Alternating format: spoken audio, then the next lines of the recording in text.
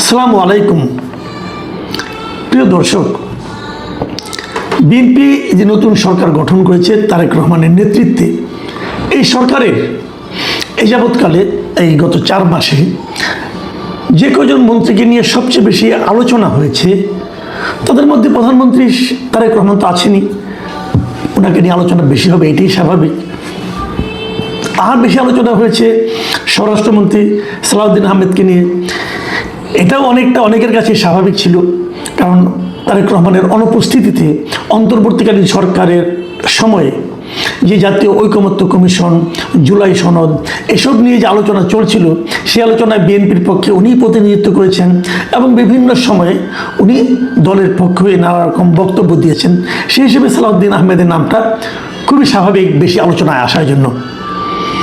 এবং এই সময়ে আরও আলোচিত 2-3 জন ব্যক্তি যারা আছেন, যাদেরকে আমরা বিএনপির মুখপাত্র হিসেবে জানতাম, যাদের বক্তব্যকে বিএনপির পলিসি হিসেবে আমরা মনে করতাম, তাদের মধ্যে ছিলেন মির্জা ফখরুল ইসলাম আলমগীর, তাদের মধ্যে ছিলেন রুহুল কবির রিজভী।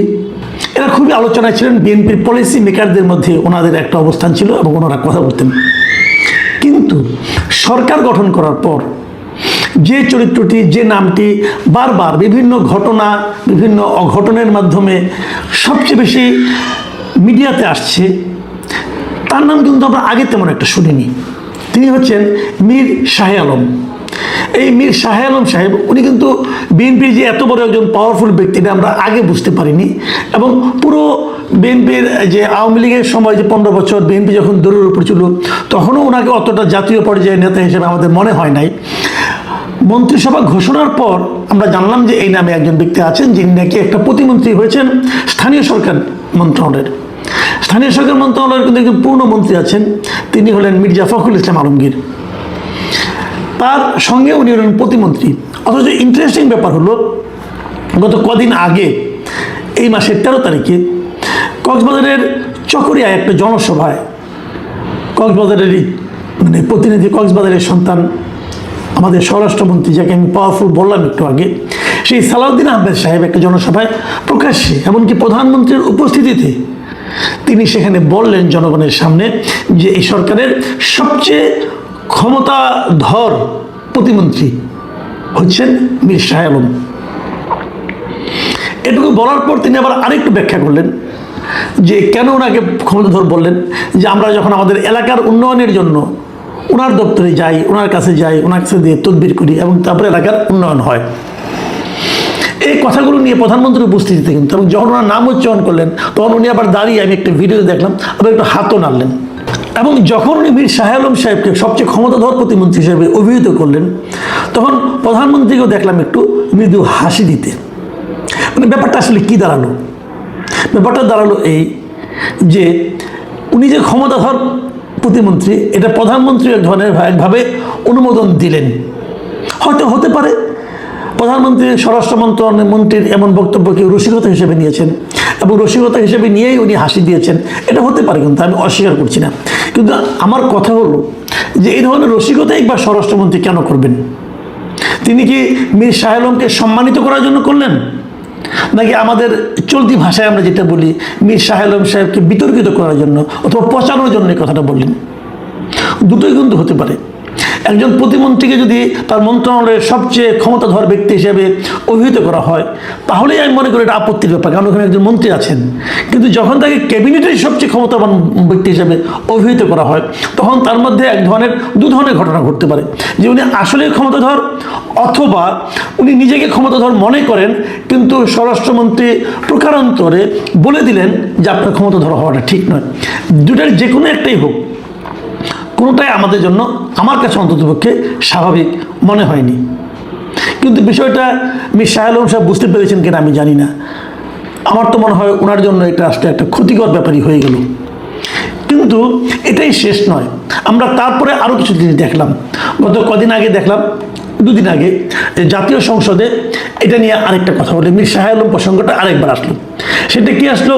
সেটা আসলো যে 11 জুন বগুড়ায় যে নতুন যে শিবগঞ্জ এবং নতুন একটা মোকামতলা উপজেলা হয়েছে, শিবগঞ্জ আগেই ছিল, মোকামতলা নতুন যে উপজেলা হয়েছে, সেই উপজেলায় 2টো উপজেলায় মিলে 4টা নতুন ইউনিয়ন গঠন করা হয়েছে। এবং এই 4টা ইউনিয়নের নাম নিয়ে বিরোধী দলীয় জামাত ইসলামের একজন সংসদ সদস্য জাতীয় সংসদে প্রশ্ন তুললেন এবং উনি এখানে বললেন যে এখানে এই যে 4টা নতুন ইউনিয়ন করা হয়েছে, ইউনিয়নের নামগুলো করা হয়েছে এই মীর শাহ আলম সাহেবের পরিবারের লোকজন এবং বাড়ির নাম অনুসারে। মানে 3টা ইউনিয়ন হয়েছে, এই 4টে ইউনিয়ন হয়েছে। একটা ইউনিয়ন পড়েছে শিবগঞ্জ উপজেলায়, তার নাম হলো মীরবাড়ি ইউনিয়ন। আর নতুন যে মোকামতলা উপজেলায় যে 3টা ইউনিয়ন হয়েছে, একটা নাম হলো সীমান্ত ইউনিয়ন, আরেকটার নাম দিগন্ত ইউনিয়ন এবং আরেকটার নাম স্বর্ণগ্রাম ইউনিয়ন। ইন্টারেস্টিংলি মীরবাড়ি এটা হলো মীর শাহ আলম সাহেবের নিজের বাড়ির নাম, ওনারা খুব সমৃদ্ধ পরিবার, বাড়ির নাম হলো মীরবাড়ি। ওনার 2 সন্তান, একজন নাম সীমান্ত আর একজন নাম দিগন্ত, এবং ওনার একজন ভাইয়ের মেয়ে মানে ভাতিজি যার নাম হলো স্বর্ণালী, তার নাম অনুসারে নাকি রাখা হয়েছে স্বর্ণগ্রাম ইউনিয়ন। জাতীয় সংসদে দাঁড়িয়েই মীর শাহ আলম সাহেব তার এই নামকরণে একটা ব্যাখ্যা দিলেন এবং ব্যাখ্যা দিয়ে উনি যেটা বলার চেষ্টা করলেন, এই নামকরণগুলির সঙ্গে ওনার কোনো সম্পর্ক নাই, উনি কিছু বলেননি। এটা ওখানকার জেলা পরিষদ এবং ওখানকার একটা গণশুনানির মাধ্যমে নামকরণগুলি করা হয়েছে। কাকতালীয়ভাবে ওনার পরিবারের লোকজনের সঙ্গে নামগুলো মিলে গেছে এবং উনি একটা ব্যাখ্যা দিলেন। একটা যেহেতু সীমান্তবর্তী এলাকা, এই জন্য সীমান্ত ইউনিয়ন, আরেকটা যেমন অনেক দূরে দিগন্ত, গাইবান্ধার একদম সীমান্ত পড়েছে, এই জন্য ওটা দিগন্ত ইউনিয়ন। এই জন্য নানা ধরনের ব্যাখ্যা দিলেন। এই ব্যাখ্যাগুলো আমি জানি না অন্যদের কাছে কী মনে হয়েছে, কিন্তু আমার মনে হয় যে অভিযোগটা ওনার বিরুদ্ধে উঠেছে, সেই অভিযোগের জন্য এই ব্যাখ্যাটা খুবই একটা হালকা ব্যাখ্যা হয়েছে বলে আমার কাছে মনে হয়। দেখুন, এই নামগুলি কোনো গুরুত্বই পেত না, কিন্তু গুরুত্ব পেয়েছে কেন? কারণ এই নামকরণগুলি হয়েছে উনি স্থানীয় সরকার মন্ত্রণালয়ের দায়িত্বে আসার পরে, জুন মাসে হয়েছে, উনি দায়িত্বে এসেছেন ফেব্রুয়ারিতে, কাজেই এখান থেকে এটা মনে হতে পারে। আর আরেকটা কারণ হলো এই বিষয়গুলো যে মন্ত্রণালয়ের অধীনে, এটা ওনারই মন্ত্রণালয়, এখানে কিন্তু কনফ্লিক্ট অফ ইন্টারেস্টের ব্যাপারটা এসেই যায়। এখন উনি যতই হেসে হেসে অথবা অন্যদের সমর্থন নিয়ে উনি যত কথাই বলুন না কেন, ওনার বক্তব্য খুব একটা আমার কাছে জোরালো মনে হয়নি। আমার কাছে মনে হয়েছে উনি একটা থাপথুপ করার চেষ্টা করছেন, কিন্তু মূল ঘটনাটা ঘটার পেছনে উনি জানতেন, হয়তো ওনাকে না জানিয়েও হতে পারে। উনি যেহেতু বলছেন মন্ত্রী মানুষ, উনি কি আর মিথ্যা বলবেন? আমি ধরে নিচ্ছি উনি জানতেন না, কিন্তু যারা করেছেন কাজগুলো, যতটুকু শুনেছি এই নামগুলো প্রস্তাব দিয়েছেন বিএনপির একজন লিডার, হয়তো ওনাকে খুশি করার জন্য দিয়েছেন। কিন্তু জানার পর ওনার উচিত ছিল এই নামগুলো চেঞ্জ করে দেওয়া, কিন্তু উনি তা করেননি। এই যে না করার যে ব্যাপারটা, দেখুন আওয়ামী লীগ আমল আমরা দেখেছি যে প্রায় প্রতিটা প্রতিষ্ঠানের নাম হয় শেখ হাসিনা অথবা তার মা অথবা তার বাবা অথবা তার ভাই অথবা তার ভাইয়ের বউ, এরকম অনেকের নামে হতো, কিন্তু অনেক একই জনের নামে 10টা 20টা করে প্রতিষ্ঠান হয়েছে। সবগুলিকে শেখ হাসিনা নিজে বলেছেন যে এইটা এই নামে করো, ওইটা ওই নামে করো, তার কিন্তু করেনি। এটা হয় কি, স্থানীয় প্রশাসন হোক, স্থানীয় এমপি হোক অথবা কোনো পলিটিক্যাল লিডার হোক, উনি শেখ হাসিনাকে খুশি করার জন্য হয়তো এরকম একটা নাম নিয়ে গেছেন, এবং নাম নিয়ে গেলে উনি দেখেও না করেননি, মানা করেননি, উনি হয়তো দিতে বলেছেন। ওই নামগুলি কি এখন আছে? এটা হলো বার্নিং কোশ্চেন, ওই নামগুলি কি এখন আছে? এবং বঙ্গবন্ধু শেখ মুজিবের নামে কিছু কিছু জিনিস তো থাকতে পারতো। উনি এই দেশের সবচেয়ে আমাদের দেশের জন্মের সঙ্গে জড়িত, ওনার নাম সবচেয়ে গুরুত্বপূর্ণ ব্যক্তিদের মধ্যে উনি একজন, কিন্তু ওনার নামে কিছু থাকতে পারতো, ওনার নামে কিন্তু কিছুই রাখা হয়নি। কেন? ওই যে হাজারো নাম, ওই হাজারো নামের ধাক্কায় যে নামটা থাকতে পারতো সেটাও কিন্তু ভেসে গেছে। এরকমই হয়। এই যে নাম নিয়ে যে রাজনীতি, এই রাজনীতিটা আমাদের দেশের জন্য খুবই ক্ষতিকর। দেখুন, এই সরকার প্রধান তারেক রহমান সাহেব আমলে আমরা দেখেছি কিন্তু একটা অন্য নামে একটাই ছিল, সেই নামটা চেঞ্জ করে বেগম খালেদা জিয়ার নামে করার প্রস্তাবটা কিন্তু ওনার কাছে এসেছিল, উনি কিন্তু সেটা গ্রহণ করেননি। এবং গ্রহণ না করার পিছনে বলেছেন যে এই নামের কোনো দরকার নেই, যদি করতে হয় আমরা নতুন করে কিছু একটা তৈরি করে করবো, পুরোনো নাম চেঞ্জ করে কেন করবো? এই যে নাম চেঞ্জ করা যে ব্যাপারটা, এটা অনেকটা মিউজিক্যাল চেয়ারের মতো চলতে থাকে। কত নাম যে চেঞ্জ হয়ে কত কিছু হলো এটা আমরা দেখেছি। এই যে আমি একটা উদাহরণ দিয়ে বলি, এই যে চন্দ্রিমা উদ্যান, এটা এরশাদ সাহেব করেছিলেন চন্দ্রিমা উদ্যান নামে, পরে এটা হয়েছিল জিয়া রহমান বিএনপি আসার পরে 91-এ এটা হয়ে গেল জিয়া উদ্যান, আবার আওয়ামী লীগ 96 এসে বানালেন আবার চন্দ্রিমা উদ্যান, আবার 2001-এ এসে বানালো জিয়া উদ্যান, আবার পরবর্তীতে আওয়ামী লীগ এসে বানালো চন্দ্রিমা উদ্যান।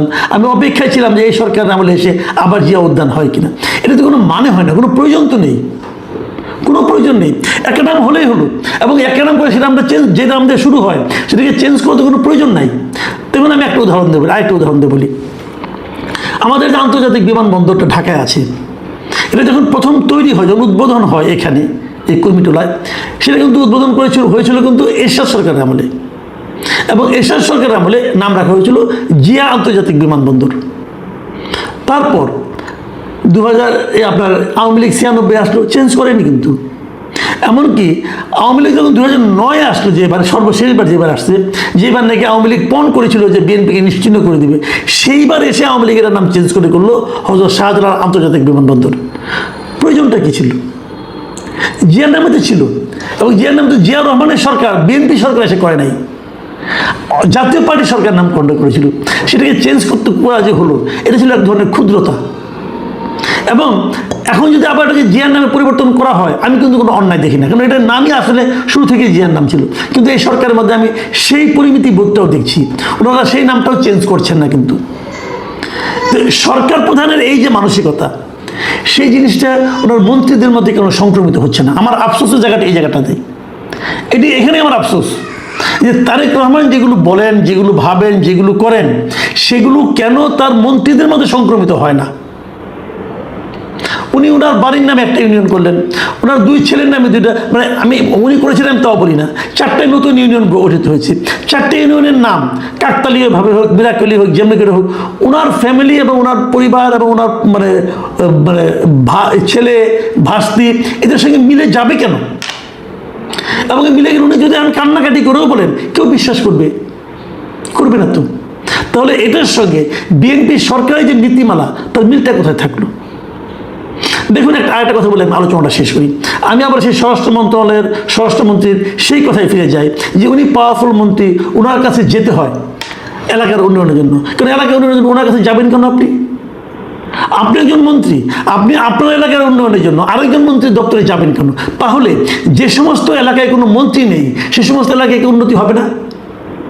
একটা মন্ত্রীর দায়িত্ব কি?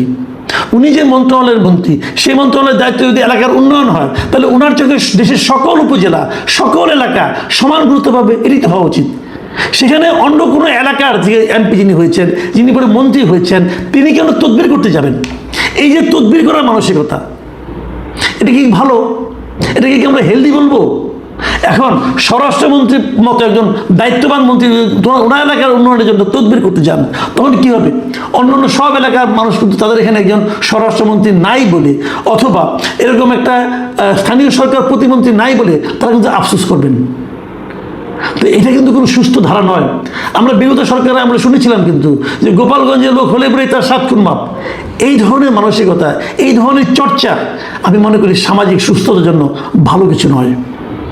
যে কথাটা বলে শেষ করব, আমি নিজেও শুনেছি স্থানীয় সরকার মন্ত্রণালয়ে স্থানীয় সরকার মন্ত্রী যে নাকি প্রতিমন্ত্রী বেশি পাওয়ারফুল। এটা হওয়া উচিত নয়। মনে রাখতে হবে মির্জা ফখরুল ইসলাম আলমগীরের যে অবদান এই দেশে বিএনপির রাজনীতিতে, তাকে যদি ছাপিয়ে তার মন্ত্রণালয়ে আরেকজন লোক পাওয়ারফুল হয়ে যান, সেটা আর যাই হোক, মানে রাজনৈতিক বিবেচনাতে এই কাজটা খুব একটা শোভন হবে না। আর 10 জন প্রতিমন্ত্রীর যতটুকু ক্ষমতা, আমি মনে করি মীর শাহ আলম সাহেবের ঠিক ততটুকুই ক্ষমতায় থাকা উচিত। মন্ত্রী চেয়ে প্রতিমন্ত্রীর ক্ষমতাবান হয়ে গেলে কিন্তু সমস্যা হয়ে যাবে ভাই। এটা কিন্তু এই দায়টা কিন্তু আলটিমেটলি তারেক রহমানের উপরেই বর্তাবে। যে ঘটনা যেটাই ঘটুক, সত্য মিথ্যা অত আলোচনায় আমি যাচ্ছি না। আমি কেবল এটা বলতে চাচ্ছি যে যদি একজন প্রতিমন্ত্রীকে কেন্দ্র করে এত কিছু ঘটে, তাহলে সেটা কিন্তু আলটিমেটলি প্রধানমন্ত্রীর ইমেজের জন্যই একটা সংকটের কারণ হয়ে দাঁড়াতে পারে। আমরা অপেক্ষা করব যে এই বিষয়টাকে আমাদের প্রধানমন্ত্রী অথবা মীর শাহ আলম সাহেব নিজে কীভাবে হ্যান্ডেল করেন সেটা দেখার জন্য।